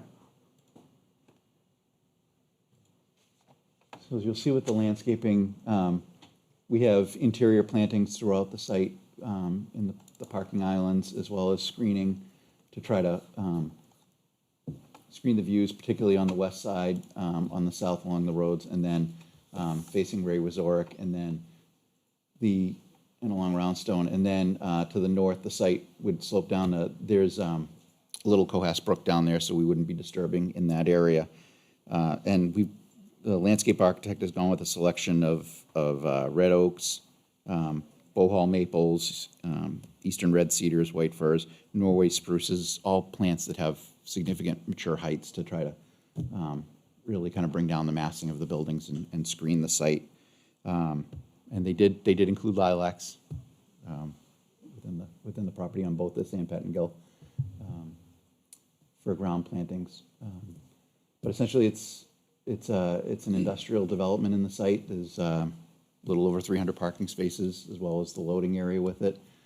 And again, nothing overly unique about it. Stormwater will be handled by an underground stormwater management system within the loading area. You can see all the chambers that are proposed centered between the two buildings, so that'll capture and infiltrate recharge runoff from the site. We don't propose any impacts to offsite interests. If you'd like, I can turn it over to Tim to discuss the architecture and come back to any questions you may have. Sure. Kelly, if you want to go to maybe the second to last page, we could take a look at the elevations, or third to last page. Perfect. We can start here, then we can go to the rendering.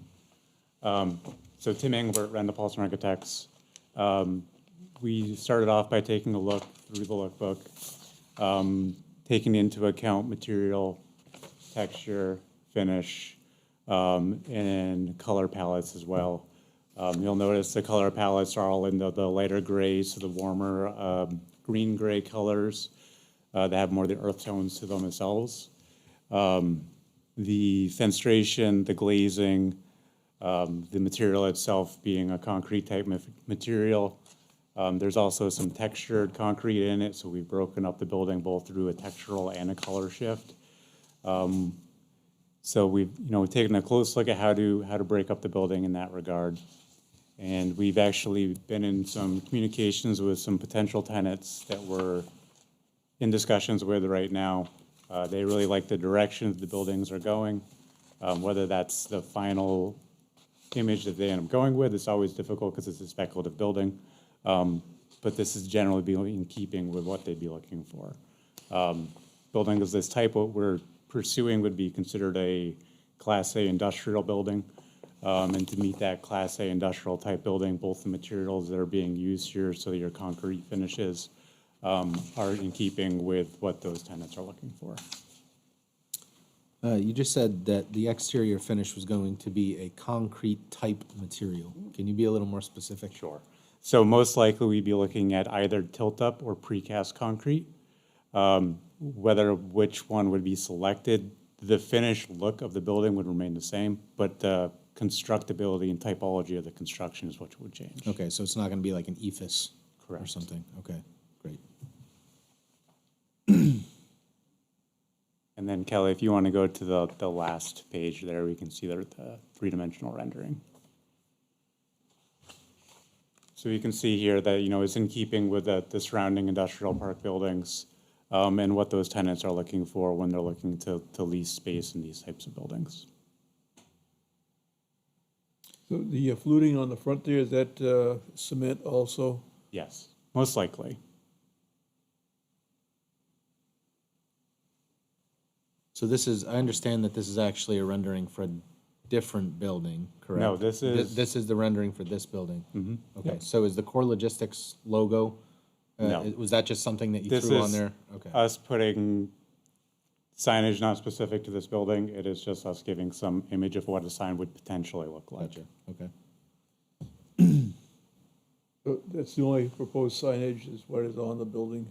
No. There's a ground monument sign that's on the plans as well on the site that we proposed at the entrance. And that would be like a multi-tenant sign that shows kind of who's in the building? Yes, yeah. Okay. And you said the signage is included in this package?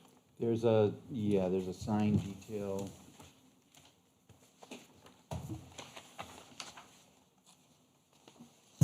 Yeah, just what we did was we provided a signage for the base without a specific panel, not knowing who the finished tenant would be. Let's see. Find the page it's on.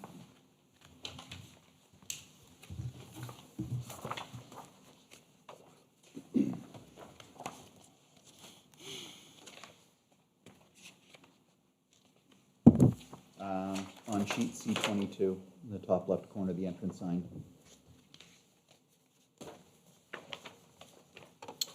Got it.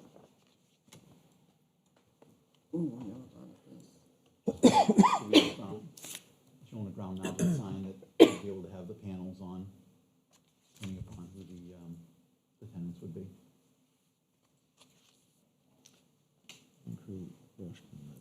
So it was right, in terms of these two buildings, one building looks like it's divided up for multi-tenant and the other is not, is that correct, or am I mistaken on that? So maybe I can speak to that one.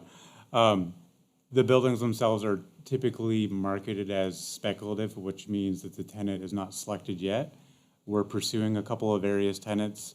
Whether that tenant were to take the entire building or they would take a portion of it, we design it for flexibility for Kind of marketability. modular, standpoint. so to speak. With the sign, it doesn't look like it's a brushed metal panel, so it doesn't look like it's backlit or anything. For what's on the building itself, are you speaking to? The monument sign, sorry. Oh, for a ground sign? Would it be backlit or would it be lit from the front? Any lighting? What we've done with the signage like that is we've usually just had it ground mounted. Light on it hasn't been a backlit sign for those ones there because of the metal paneling. So it would be uplit. Yeah. Would it be possible to do a downlight instead? Yeah, I don't see Just why so not. that we're not projecting lights upward? Yeah, I can look and see what we've done on previous ones like this, yeah. Yeah, and I should note relative to, you bring up a point about lighting, so, and relative to site lighting, the site lighting that's proposed includes a combination of building-mounted lights and pole-mounted lights, all of which would be downcast lighting. Dark sky compliant. Dark sky compliant, and no extension of lighting off of the property line, all in compliance with Londonderry's requirements. Awesome.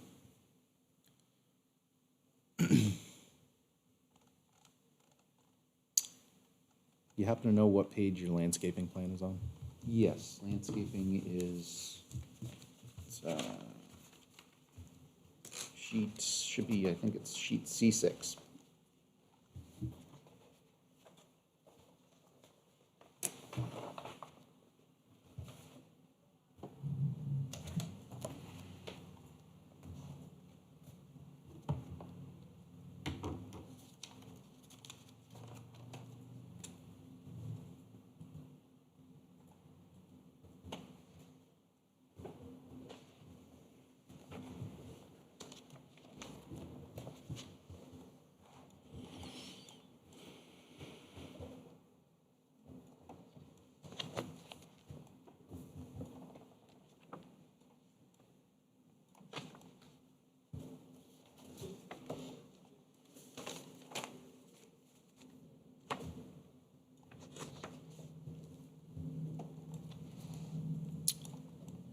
Yeah, you guys certainly are doing lots of plannings.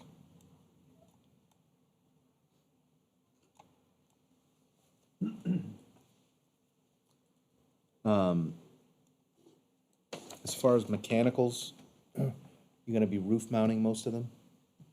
So there's two different solutions for buildings of this typology and use. What we generally see and what this developer actually prefers is that the mechanicals that are heating the distribution warehouse storage areas are generally actually hung inside of the structure itself. So they're blowing down into it, so they're not up on the roof. That does a couple of things on his side. It reduces snow drifting on the roof and helps in a lot of other ways. It also forces those units then to be where they are venting, they're towards the back of the building. Where there are mechanicals up on the roof, they would only be in the locations where the offices are, and those would be smaller units because the office itself is small.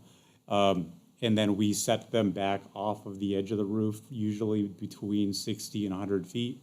So they're set far back, and then the building itself is also approximately 46 feet tall. So when we look at the two of those together, the lines of sites work out, so you don't see those smaller units being up there. Okay. Any other questions or comments? No, no.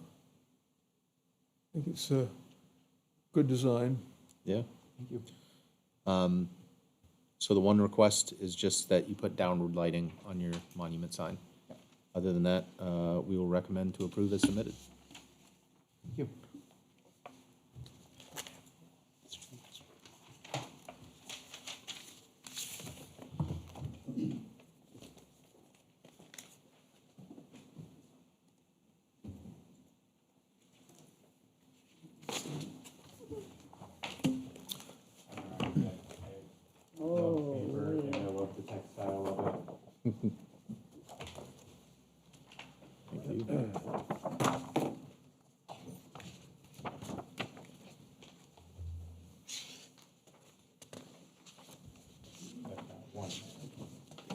Yes.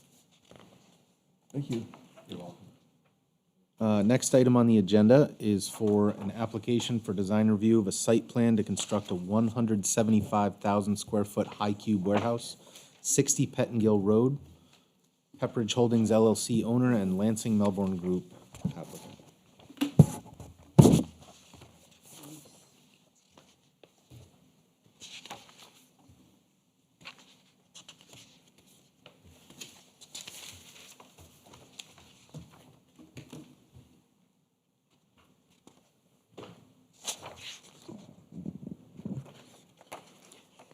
Again, just for the record, my name is Tom Burns. I'm a senior project manager with TF Moran. With me this evening is Tim Engelbert from Randall Paulson Architects. So we This next site that we're looking at is the property located at 60 Pettingill Road. This is the vacant parcel located at the southerly intersection of Ray Wazorek Drive and Pettingill Road. This is the site directly next door to the Prologis, or Pratt UPS. Whitney, Pratt and Whitney. I say Prologis because I was here in 2014 presenting that one as well. I was So gonna this say, is I the heard that name before. yeah. So this is the site next door to where the UPS Pratt and Whitney facility is located. So this site's approximately 16 and a half acres of land. Again, located at that intersection. Part of this land includes the drainage easement that runs the road drainage from the west side of Pettingill Road down to a large detention basin that's located in the southwest corner of the site. Kind of where that, if you're looking at the drawing there, kind of where it goes off the page in the bottom left corner there. So this, again, this is being proposed by the same applicant as the Roundstone site, the Lansing Melbourne Group, LMG. Working the two sites in conjunction. They're looking to develop this site with a single building, 175,000 square feet approximately, high cube warehouse building. Similar to the other building, it would be developed with the ability to have some flexibility based off of the interest in it, prospective end users for the building. As I noted a few minutes ago, this site would be an import site, so what we would be looking to do is bring some of the material from the Roundstone site over to this one to help build it up, particularly as the site slopes from the east to the west, and there's a drop off on the west side of this where that parking is on the west side of the building, so that's where we'd be looking to bring in material. The site would be accessed off of the existing driveway that is tied to UPS. If you look at the drawing that's up on the screen here on the right now, it's up in that top right corner there. So in the northeast corner, there's an existing shared drive that has an easement that allows for access to the site. So what they would do is come in off of the stub that was already paved into the property for the site.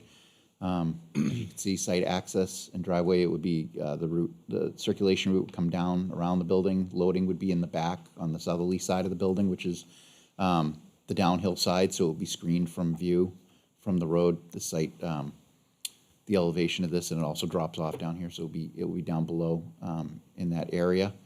Again, the site generally grades and drains from the west down to the southeast, so it slopes down. So we followed that kind of the natural grade in setting the building elevation and then the loading area, which would be slightly lower in the back. There's approximately 130 parking spaces proposed on the site. There's a potential for additional parking that we reserved an area that they could always add additional parking at a later time for it. As with the other site, site drainage would be captured internally with two large storm tech systems, which are subsurface stormwater chambers that would be located. One would be located within that loading area, southerly side of the building, and the other one will be located in the westerly side of the building. Again, no impacts to abutters. The site's being developed somewhat consistently with what was done again with when the UPS site was developed. And it's a similar type of use, obviously, high cube warehouse use, consistent with kind of like what was done there, FW Web, the FedEx site. So it's kind of just an extension of what we've seen of development along Pettingill Road since the road was built. Total land area is about 16 and a half acres, and total disturbance is around 11 acres, or redevelopment, I should say, of the site.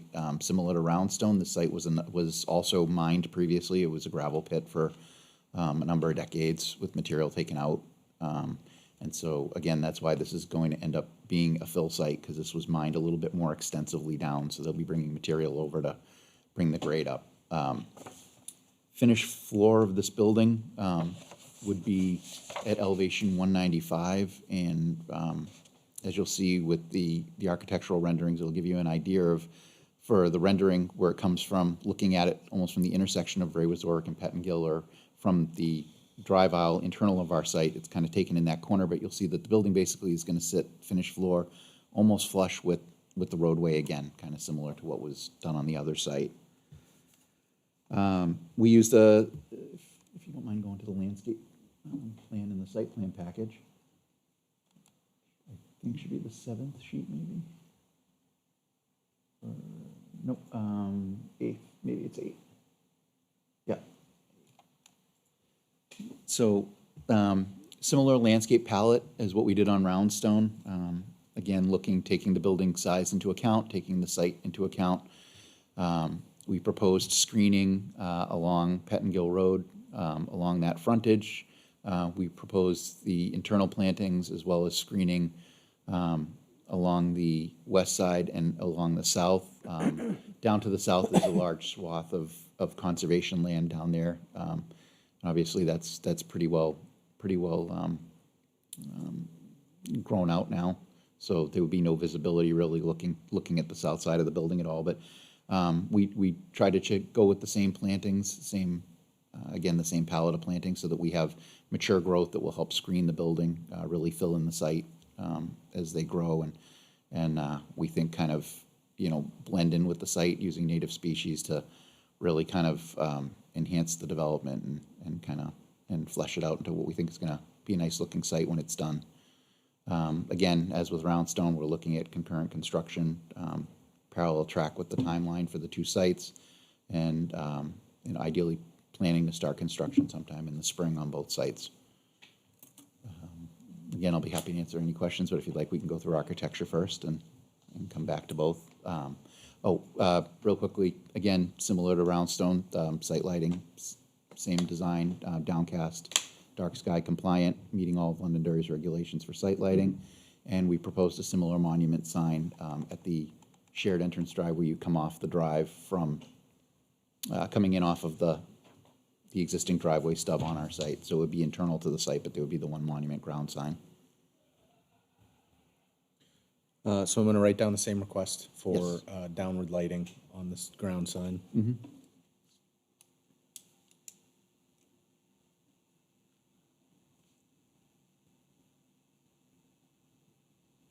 If you want, we can go through architecture and then.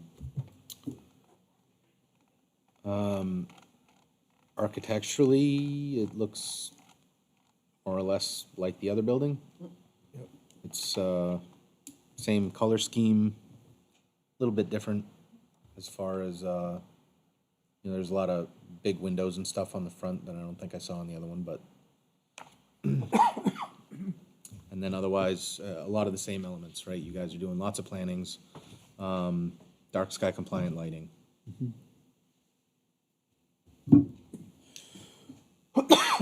Commissioners have any questions or commentary?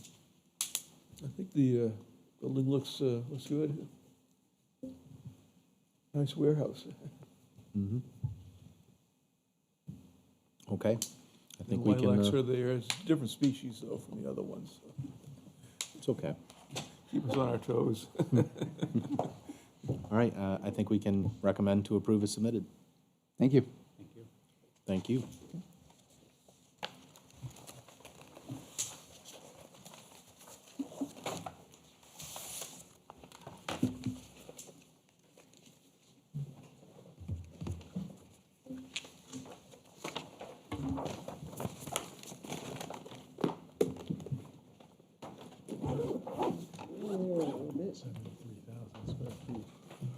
Okay. Item E of our design review applications has been moved to our November meeting. So we'll move along to other business, and we have the lookbook update.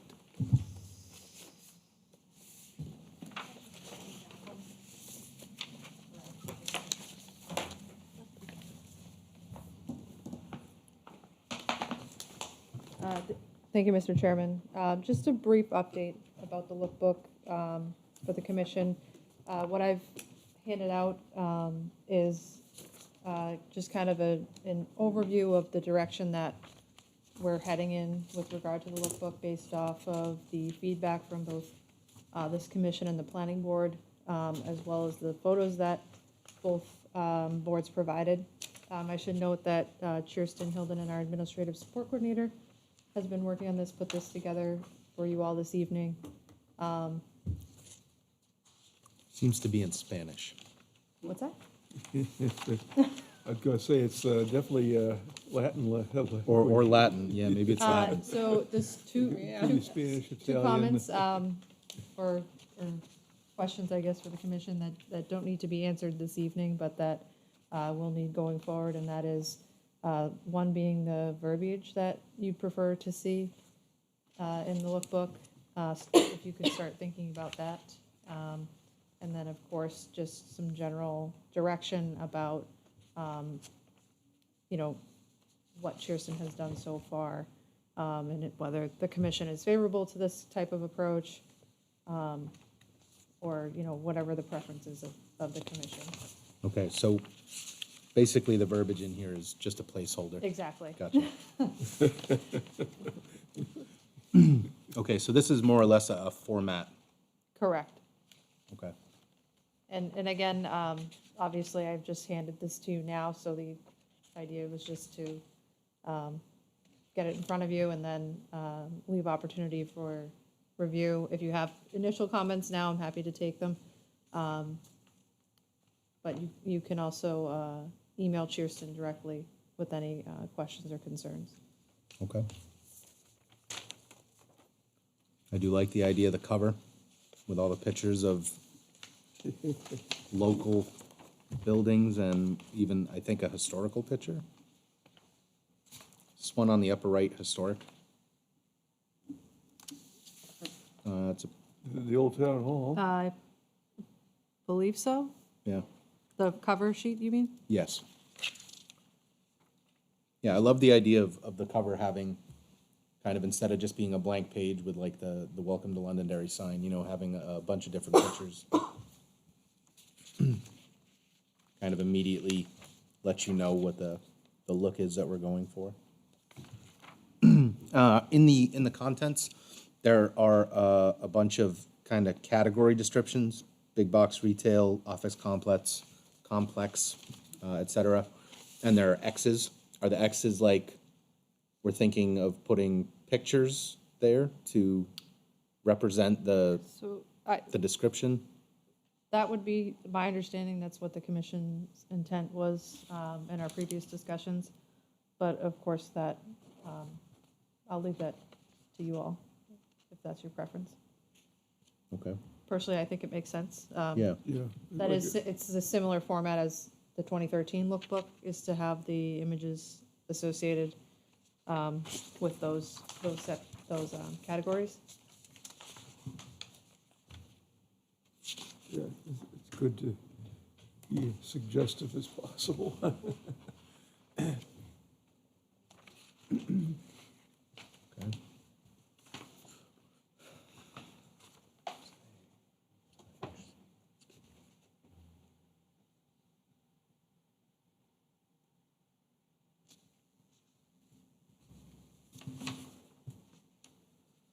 I think the third page, you'll see that's kind of the idea or concept that is being proposed in terms of when we get into the categories. Having that image kind of the focal point, and then the language contents being underneath.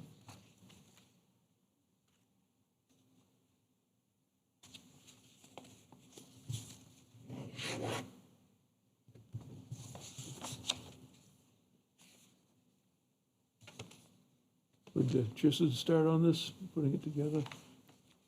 Yes, Cheerston, our administrative support coordinator, Yeah. put this together. She's a graphic. She is very good at that, yes. There's a unique ability to put things together.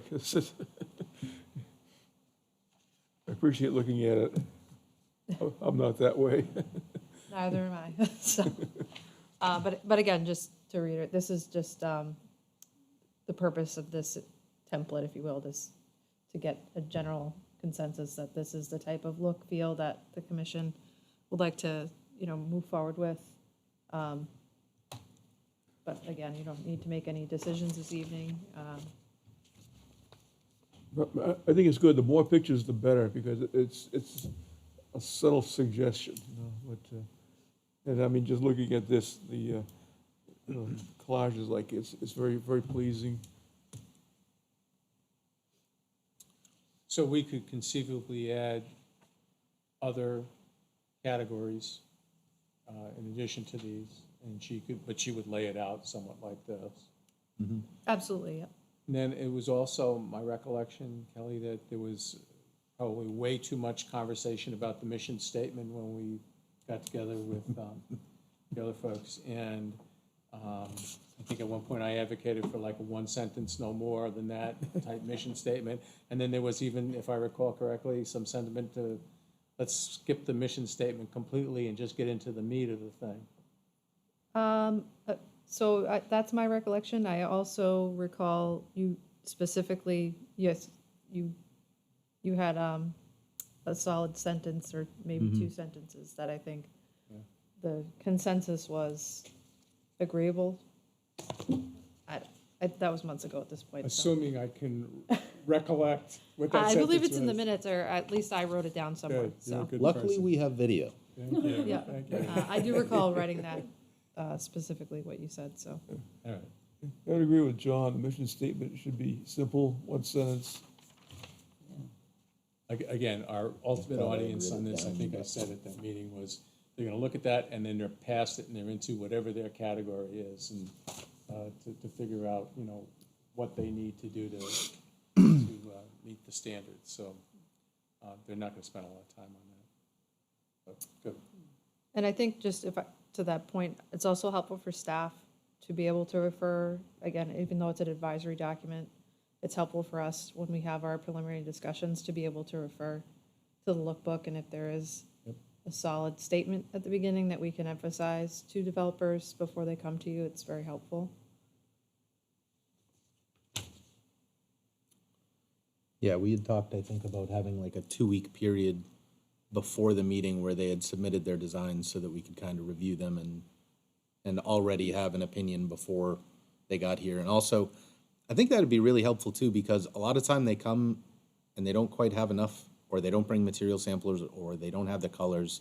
And if we were able to review some of this stuff beforehand, we might be able to call that out to them and say, hey, by the way, if you don't have samples for this or you're not sure on your colors, you might want to rethink, you know, coming to us without that, because we're probably going to ask you for it and make you wait longer. I know that's kind of outside the scope of this discussion, but. One thing I was just thinking about is, on the contents page, she's listing appendices, which seems like a good idea on its face, but I'm thinking through how we're gonna list, you know, for instance, materials or signage or landscaping. And I think for each category, it might be different. So if we have like an appendix for materials, we're gonna, you know, have a category area where we're talking about big box retail and we have some pictures of things. And then there's gonna be appendix later for materials that we're gonna have to restate in each category what materials we think are acceptable. Right, so like we would be like acceptable materials for big box retail, X, Y, and Z, and then kind of have to restate office complexes and strip retail. I think it might be easier to kind of go over those things within the category space with the pictures rather than having it appendixed later. Just something to think about. It's going to make a very busy set of appendices if we do it that way.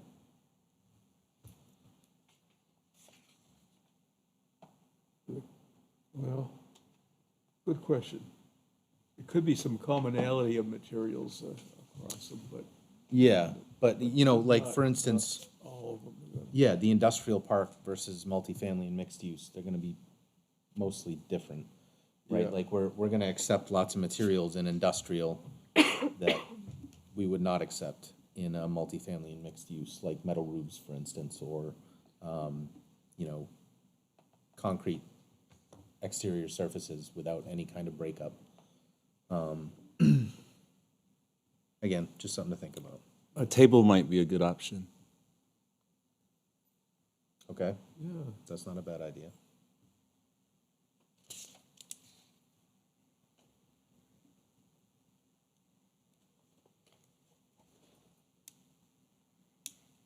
Yeah, that's how we ended up with tables on our site plans subdivision regs, because it has a lot of information there. The verbiage would be 15, 16, 20 pages.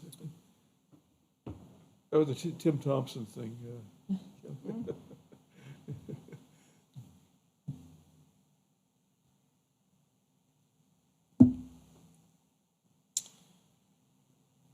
I think the only thing that I would think might be an issue with a table is that it seems very finite.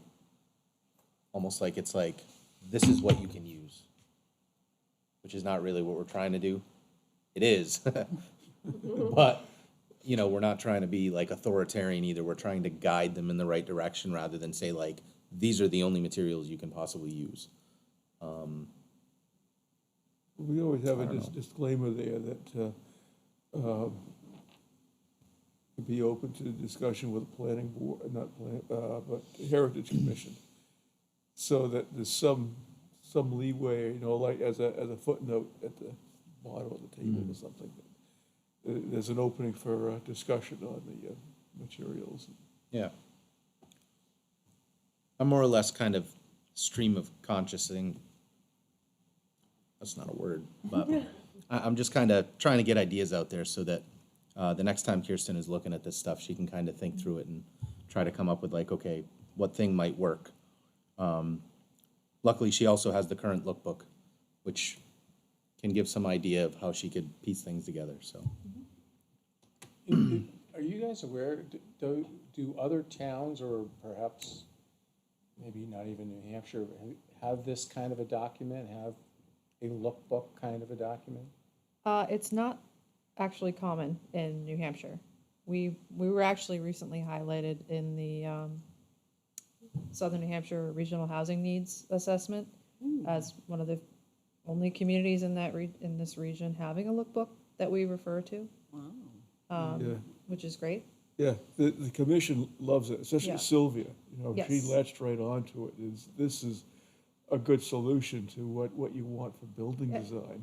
I think this is a good solution and kind of a good communication tool, advisory tool to use, as opposed to having definitive regulation that is very binding and is usually, at least in my experience, a deterrent to development.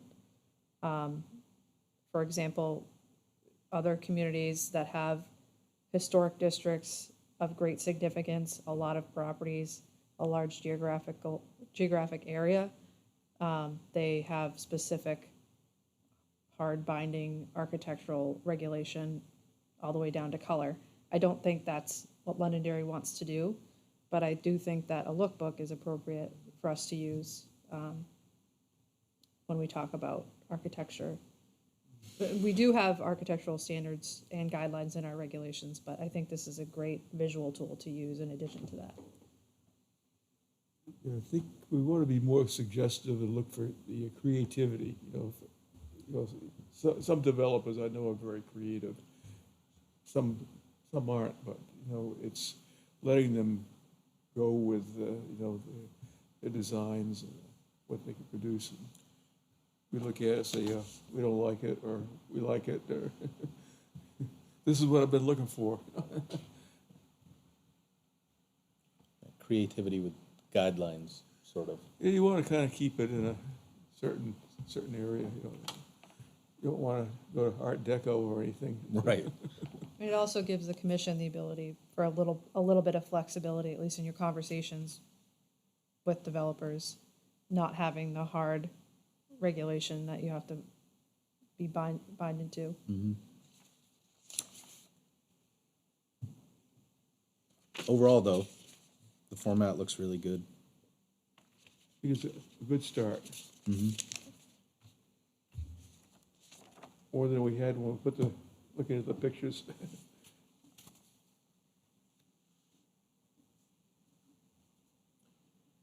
Is there any specific feedback that you guys were looking for, other than that? No, just, is this the good starting point? Should we keep moving with this kind of template format, color scheme? I think you've answered that. Awesome. Any other commentary? No, I think it's good. All right. That being said, next item on the agenda is adjournment. If anybody would like, Mr. Mann? We talked briefly before, in terms of the potential opening. Can we discuss that, or is that? Yes, thank you. I'm glad you brought that back up. So we do have an alternate member at the moment, Mr. Lee Jeffers, who has not been present for many meetings. So unless, I haven't had any correspondence stating that he was. He has resigned. He has resigned, okay. Well, okay. All right, so we have an opening for an alternate now? That's correct. Awesome. Need two alternates? Do we have two? Yeah, we can have as many as three. Honestly, I would need to double check, and you know who's the expert on that? Kirsten. She has all of that up to date info. She knows it. Yep. I've had to go to rely on her on some stuff that, I look in our town report, and they aren't correct. They're Some not, of them aren't no. correct. They're But not she all does correct. have the most accurate, up-to-date list, and in fact, I think she's going to be publishing it to the website in short order. Yeah, I sent her an email a couple of weeks ago Yep. on where we were at, where the mission was at and everything, and even Southern New Hampshire Planning. I told her to double check with, what was it, the secretary there, her name just escaped me. Linda? Yeah, Linda Moore O'Brien. Mhm. Linda is right on the money. So I explained to her how that functions. It's different from the other town stuff. So a Southern New Hampshire Planning Commission member is interviewed by the planning board. Planning board makes a recommendation to the governing body, which is the town council. That's all RSA 36. So some good reading there. And then it specifies you can have any number of alternates. We just have had 3. But we have, the town now has 4 members, because if you have over 25,000 population, you can have 4 members on there, 4 full-time members. And those terms are for 4 years. So we're looking for some alternates right now for the planning commission. Speaking of alternates, could it be like a requirement? Because I did, when I was an alternate way back, I sat in on at least 3 or 4 meetings to see what we discussed, what we look for, all that, so they can get a feel of, instead of coming in cold turkey, if that could be worked out. I think that's kind of the idea of the alternate, right? Yes. They don't have full voting authority. They don't have yet. voting, Privileges, ability yeah. unless, there's a full-time member absent, then they get appointed to. But it's like on-the-job training, and that's how basically any board committee is on-the-job training. I know the state was working on legislation to make it a requirement for a land use board member to have a certain level of training, and that didn't really fly too well up there, because basically our state rep said that, well, working with volunteers, you make a volunteer take a test, you're gonna lose them. So there's a test you can take, but it's optional. So there's no real requirement at all, other than even when, Living in town. in my work, when I interviewed people, as long as they had an open mind and could think, that was the first requisite, and then, some of their skills and everything. But, a planning board member, it takes or even heritage, it takes a while of being there. And usually I think land use board, you like to have a variety of experience. So there's always someone new learning from those that have been on there a while. I think if the commission has someone in mind that they think would make for a good alternate or member, then encouraging them to apply, and then if you, Mr. Chair or Vice Chair, wanted to attend the council meeting where the council is making that consideration and voice your support during a public comment period. I think that would be appropriate. It's a good suggestion. Strongly suggested to me that I take the Londonderry Leadership class, which I did take. I have also ended up voting at every single meeting I've ever been to. So I think, and having to excuse myself from votes where they were continuations and I just wasn't up to speed on. So I was out because I had foot surgery, but I think an alternate does, even if you're sitting in the back row, I think you need to be here. So I think that might be something that has to be really clear to whoever's volunteering. Yeah. Before we had, there's legislation now that says alternate has to participate with the board, and that's only recent history. Before that, we always had Londonderry alternates would participate also. The bulk of towns, the alternates didn't participate at all. I mean, they just weren't Committed. required or committed or anything. And then the question is, what happens if you don't have a quorum? That's where you need an alternate to vote for a regular member. So it's okay. Again, to your point earlier too, I think when you kind of start adding in a litmus test in order to get an alternate to be, a confirmed alternate, it again kind of just puts people off from volunteering because there's otherwise really no incentive, except to help with your town, so. But we have a good record, I think, Yeah. for alternates for the most part. When people sign up, they sign up for a reason. They wanna help, they wanna be involved. And so they start showing up, and like you said, they learn on the fly. Yeah. I didn't realize how much I had forgotten until I sat down and started looking at all these plans. I was like, whoa, I've been out of business for a while here, haven't I? Yeah, you gotta keep up with it. Oh, it's like anything. You're away from it for a while. And you gotta try to remember. Okay. If I could have somebody motion to adjourn? Also move, Mr. Chair. Thank you. Second? Second? Seconded. All those in favor say aye. Aye. All those opposed say nay. Oh, yeah, The ayes have it.